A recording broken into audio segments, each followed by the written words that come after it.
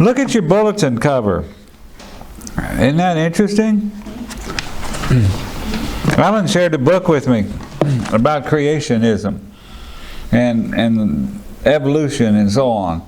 And I want to share what it says to you about the giraffe. I think it's really interesting. So you look at that picture of the giraffe, and I'll tell you what this guy says. This guy says, let's look at another of the marvels of God's creation, the giraffe. The giraffe had to be created as a fully functional and unique animal. A mature bull giraffe stands at about 18 feet tall. In order to pump blood up his long skinny neck to his brain, the giraffe needs a powerful pump. His heart can be up to 2.5 feet long. It is so powerful that as the animal bends its head down to satisfy its thirst, the blood pressure is more than enough to burst the blood vessels of his brain.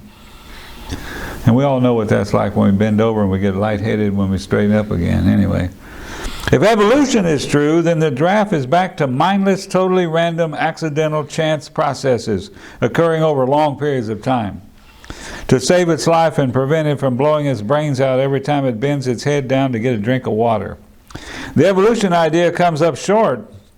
Is evolution a progressive and miraculously intelligent process that without a shred of intelligence somehow realizes that an improvement or adaptation is needed and then sets out to design and manufacture the incredibly complex organic structure? And if the complex improvement does not show up in time, the animal is dead and extinct. Okay. It says, when might the giraffe know it needed to protect its brain from devastation of excessive blood pressure? It seems to me that it would not know until it had died of a brain hemorrhage. The giraffe has a protective mechanism that was designed by our Creator. As the bull bends his head down for a drink, valves in the arteries in its neck begin to close. Blood beyond the last valve continues moving toward the brain, but instead of passing at a high speed and pressing into the brain and damaging it or destroying it, that last pump is shunted under the brain into a group of vessels similar to a sponge. This cluster of blood vessels is called rete mirabile. The brain is preserved as the powerful surge of oxygenated blood gently expands this sponge beneath us. There's more. But you know what? That was no accident.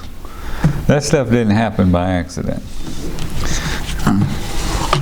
So I wanted to share that with you. You look at that cover and you think, you know, the giraffe is one of God's creation. It's got to be a distinct and discrete species, and it didn't evolve from anything particularly. It was giraffe, and giraffe was it. The title of today's message is Be Courageous. And we're going to look at Joshua chapter 1. Let's start with Joshua chapter 1, verses 1 through 9.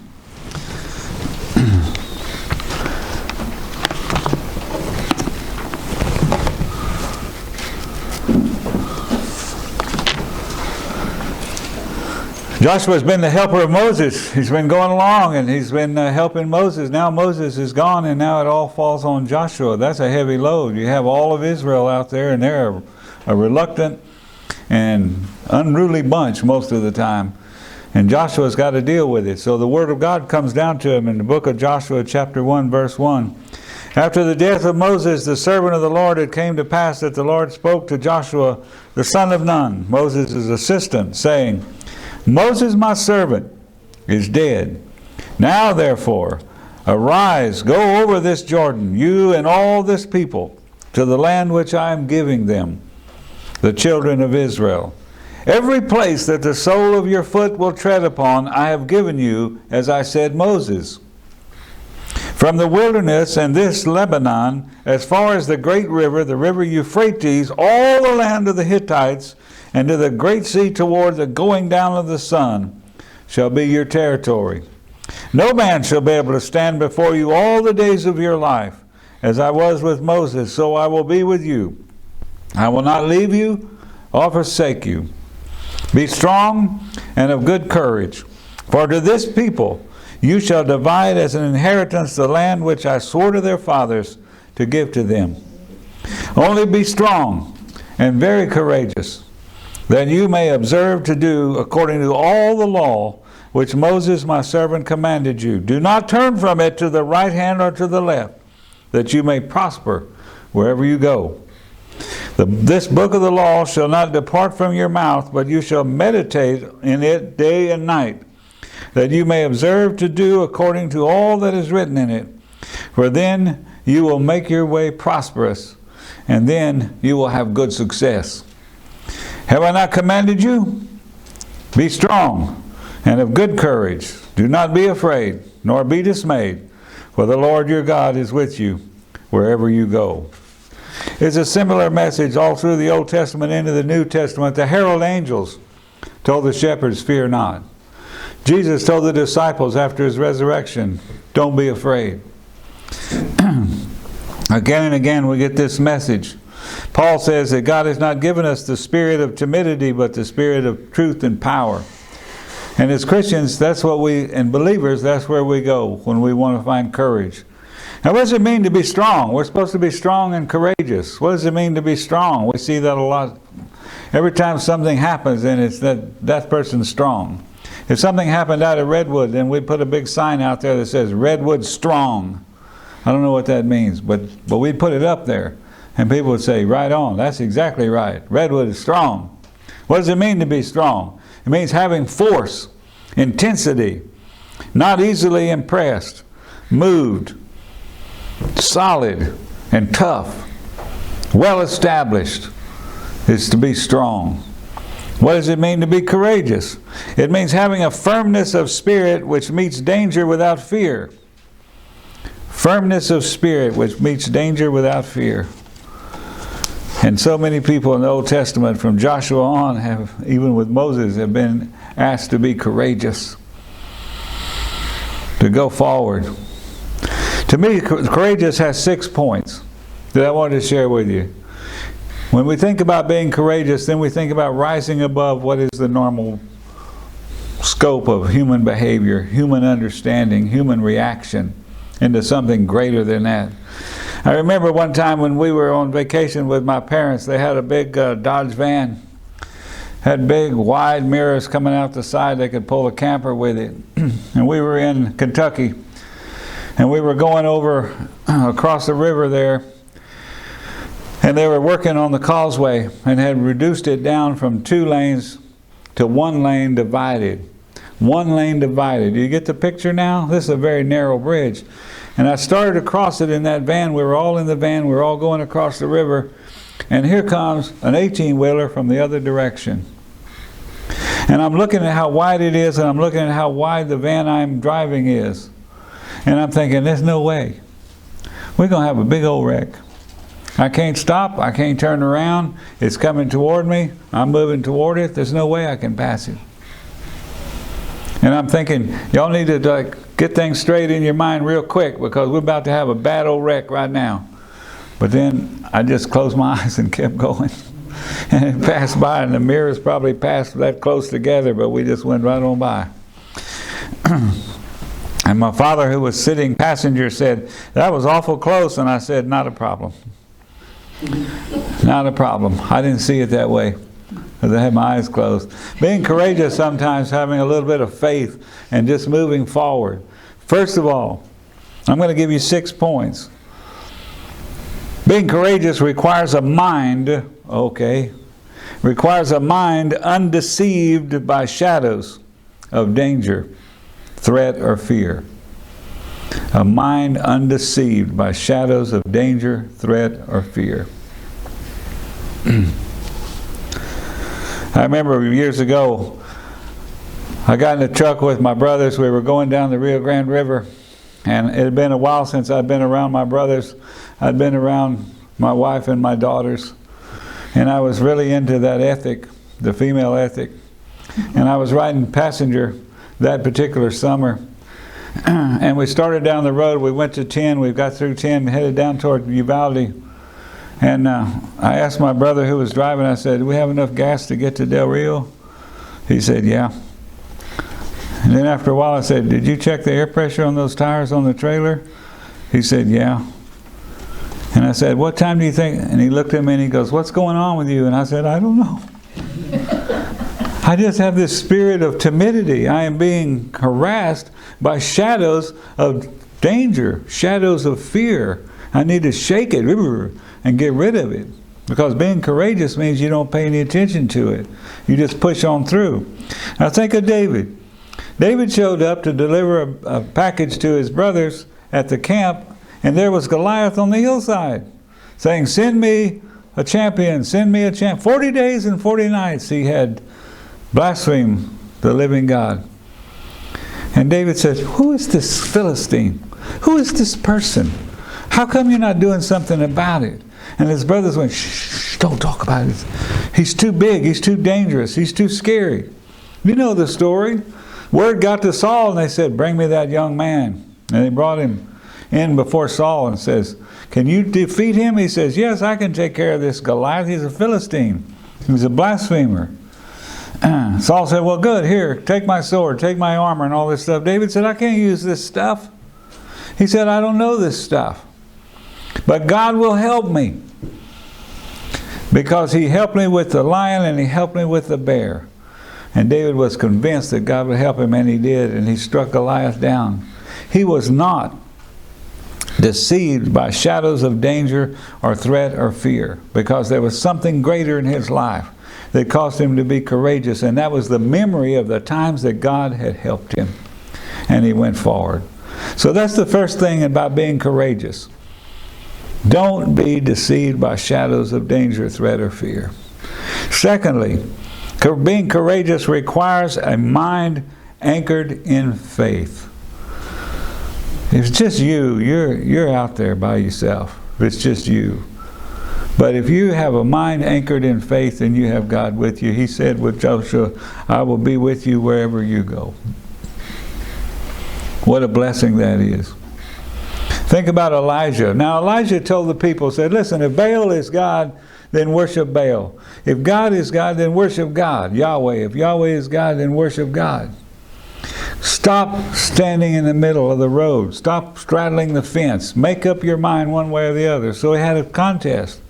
And all the prophets of Baal from Jezebel came 500 in total. And the object was to prepare and consume a sacrifice. And so the prophets of Baal built up the sacrifice, built up the altar, and they began calling upon Baal to strike it with fire and consume it. And it didn't work.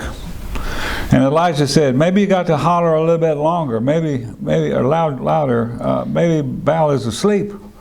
You need to wake him up. And so they hollered louder, and then they got chains and started whipping themselves on the back, and so on. Still nothing. Elijah, however, built a trench around the sacrifice, had it doused with water, and then he prayed, and the power of God came down. And people knew that God was God and not Baal.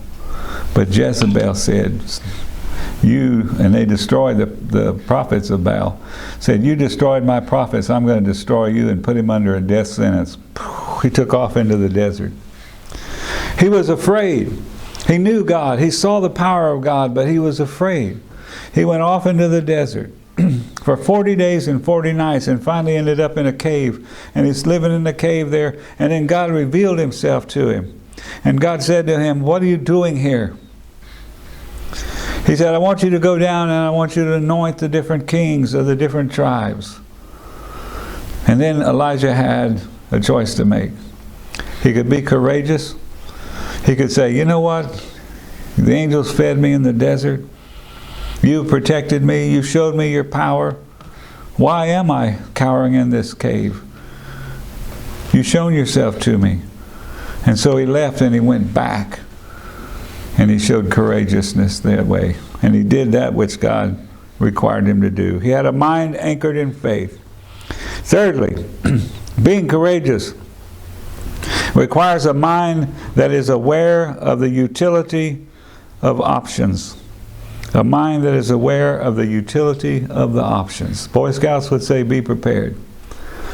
Look around you. What can we use? What can be put together? And for that, I got to thinking about Nehemiah. Now, Nehemiah came back and it's just a gorgeous story. If you want to read a great story from the Bible, read a story about Nehemiah, who decides that he wants to rebuild the wall around Jerusalem, which has been torn down, and the gates have been set on fire. And he feels compelled to do it. In Nehemiah chapter 2, verse 5, he says, "And I said to the king, if it pleases the king, and if your servant has found favor in his sight, I ask that you send me to Judah, to the city of my father's tombs, that I may rebuild it." And so the king lets him go. And he goes to Jerusalem. And he goes around by night. And he looks at the scope of the work that must be done. And then he says, we're going to do this work. And he talks to people, and his enemies laugh at him and say, "Are you crazy?" And the Samaritans are out there. Look at the Israel. They're trying to rebuild the wall. Who do they think they are? What, are they going to make a fortress over there? Is that the deal? But then you look in chapter 3 of Nehemiah, and we find all the people that rally together behind Nehemiah because of his courageous vision to rebuild the wall and repair the gates. And it goes verse after verse after verse. These people built this section. These people set up the gate. These people did this. These people provided this. All the way through chapter 3 and all the way down to chapter 4. He talks about all the people and how they rallied together under the leadership of Nehemiah and came together to rebuild the wall.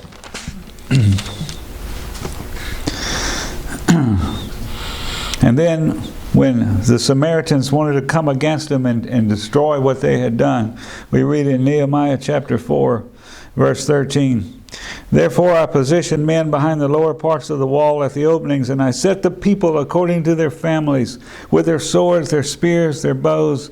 And I looked and arose and said to the nobles, to the leaders, and to the rest of the people, do not be afraid of them. Remember the Lord, great and awesome, and fight for your brethren, your sons, your daughters, your wives, and your houses. And it happened when our enemies heard that it was known to us, and that God had brought their plot to nothing, that all of us returned to the wall, everyone to his work. And half the servants worked, and half the servants stood guard. And they weren't afraid, because God had blessed them with this effort." Nehemiah was aware of utility options. He could put stuff together and make it happen for the Lord. Fourthly, courageousness requires a mind with no moral ambiguity. Now think of what that means. No moral ambiguity. Well, some people say it's bad, but I don't know. It could be good. I mean, it's good, but some people say it's bad. I mean, it's like it could be good. It's like it might be bad. It could be. Moral ambiguity will stop you every time. You think about Daniel. Daniel was taken to Babylon when he was a young man, and because of his expert divination of dreams and so on, he rose in popularity. And he even stayed behind with Nebuchadnezzar when other people were returned to Jerusalem. But Daniel stayed, and he interpreted dreams, and he rose in favor, and he rose in power. But he would not stop being obedient to the law of Jehovah. He would not stop being a Jew. And even when they confronted him, even when Nebuchadnezzar was gone, and Darius came into power, they said, this guy is not part of our being. This guy worships a different God. Let's put him in the lion's den. Daniel did not say, okay, I'm sorry, I can change. I can be different. Watch me. He just went right into that lion's den. And the lions all just kind of yawned and looked at him. And he stayed and survived all night long. Because in Daniel's mind, there was no moral ambiguity at all. It was God's will. What was right was God's law. What was power was God's power. And he survived. And he was courageous through it all. Number 5, being courageous requires a mind focused on the way of God with no turning to the left or to the right. A mind focused on the way of God with no turning to the left or to the right. And that's what we have in the first chapter of the book of Joshua. God says, I'm going to be with you wherever you go. Just be strong, be very courageous, and do not turn to the left or to the right away from the book of the law. Meditate on it day and night. Keep it in your mouth all the time, and don't waver one way or the other. And to be courageous requires that we are focused on the way of God in our life in 2020. Focused on the way of God and the mercy of Christ in our daily life. And then all of these fears that we see around us, all these reactions that we see around us, you see, lose their ability to frighten us. It's very easy for a child to see a pile of clothes. You should have put them up. See a pile of clothes in the chair in the dark, and it looks like a monster. It's really easy. And then you turn on the light and it all disappears. When we turn on the light of God in our heart, then all the fears and all the crazy reactions that we see, all the absence of toilet paper on the shelves, becomes as ridiculous as it is. And so then we have this great courage, and we go forward. And we say to one another, and we say to our brothers and sisters, be calm. Be calm. Lean on the will of God. Focus on His way. And what is the way? Jesus is the way, the truth, and the life. Finally, a courageous mind requires a mind given to a lieutenant's status. Now what does that mean? A mind given to a lieutenant's status. The lieutenant is one who follows orders from higher above. Like Jesus was a perfect example. He said, I can do nothing but what the Father tells me to do. He said, I must do exactly what He tells me to do. And we must do exactly what Jesus tells us to do. And what the Bible tells us to do is an extension of the Old Testament and the letters of the different disciples. And so we go not with the surety of a leader, but with the faith and the loyalty of a follower. And our leadership, of course, is Jesus Christ. In my experience, fear opens the door to superstition and idolatry. And it's a significant lack of faith. So fear in this life, to me, is a significant lack of faith. And superstition, well, if we do this or we do that, then everything's going to turn out okay. Idolatry, if we lean on this and lean on that instead of God, everything will turn out okay. I mean, God's great, but God's in heaven. We're down here on the earth. We're in Texas. This is a different place altogether. It doesn't work that way. Fear opens the door to superstition and idolatry. Do you think this morning that it was easy for the people in the Old Testament and the people in the New Testament to go through what they did in their life in obedience to God? Do you think it was easy for Noah to build that ark and to be obedient to God's will in advance of the flood? Do you think it was easy for Abraham to leave his home country and go to a place that God would show him? Do you think it was easy to take Isaac on the hillside to sacrifice him according to the will of God? Do you think it was easy for Moses to go back to the scene of his crime where he struck down the Egyptian overseer? Do you think it was easy for Elijah to return under Jezebel's death sentence? Do you think it was easy for David to face Goliath? Do you think it was easy for Esther to save her people? Do you think it was easy for Ruth to go into a strange land? Do you think it was easy for Jeremiah to remain positive in exile and captivity? Do you think it was easy for Nehemiah to rebuild the wall with the enemies of Israel camped on the plain beyond? Do you think it was easy for Joshua to lead the people into the promised land? It took strength and it took courageousness. And we are asked in our life, day by day in this world, to exhibit both strength and courageousness. How do you feel about it this morning? Are you ready? Let's go to the Lord in prayer.